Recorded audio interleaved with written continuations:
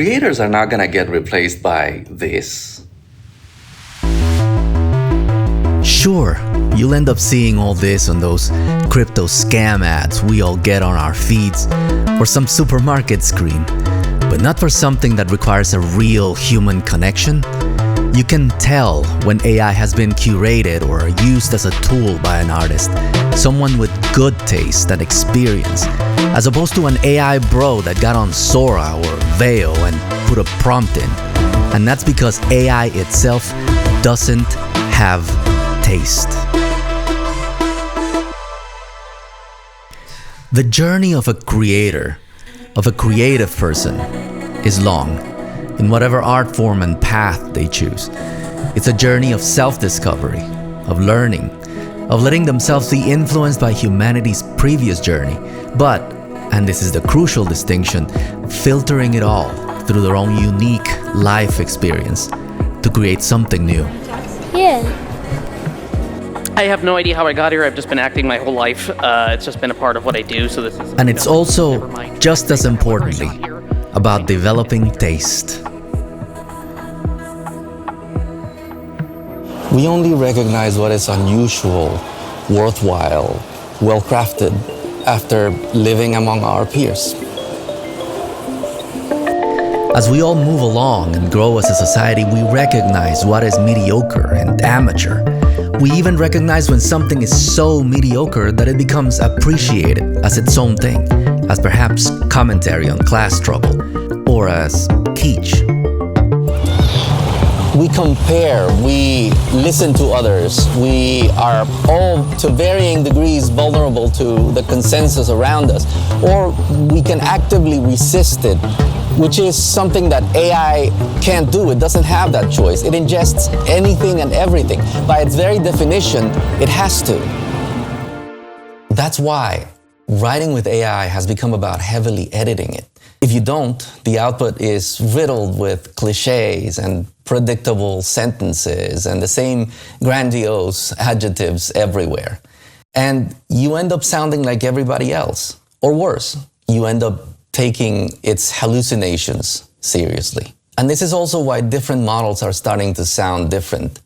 These companies are trying to give them fake taste.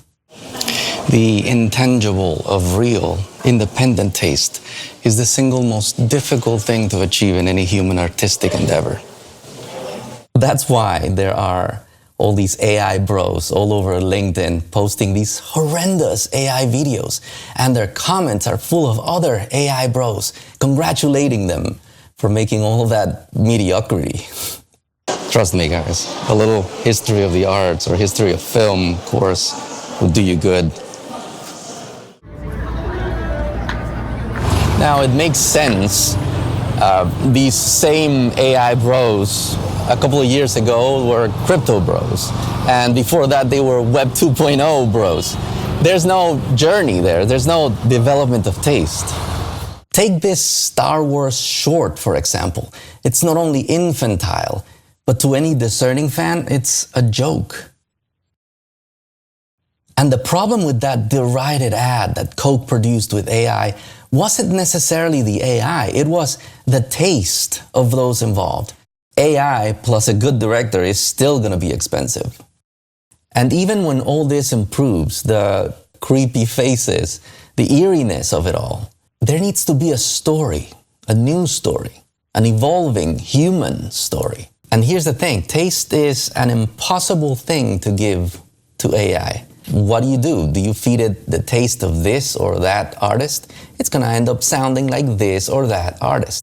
Same with feeding it writing by critics. Critics are just gatekeepers who do their job for money. It's in their interest to sound interesting. And now that we're talking about money, why don't we also talk about the absurdity of the business model behind generative AI art? Economists call this a value chain. Every step of the journey from raw material to finished product. You can't interrupt the transfer of value or else the chain ceases to exist, i.e. nobody works for free. What AI music companies want us to do is interrupt the value chain when it comes to art. Artist creates music, distributes it through streaming companies under already not very fair terms, but that's for another video. And then the chain gets interrupted. AI companies retrieve this music for free, millions of tracks, and use them to train models with, which later get used to generate shitty music by people. It's very similar to what Hayao Miyazaki is going through right now with his entire life work. And it makes no sense. There is another term in capitalism for interrupting the value chain without compensation to the previous steps: theft.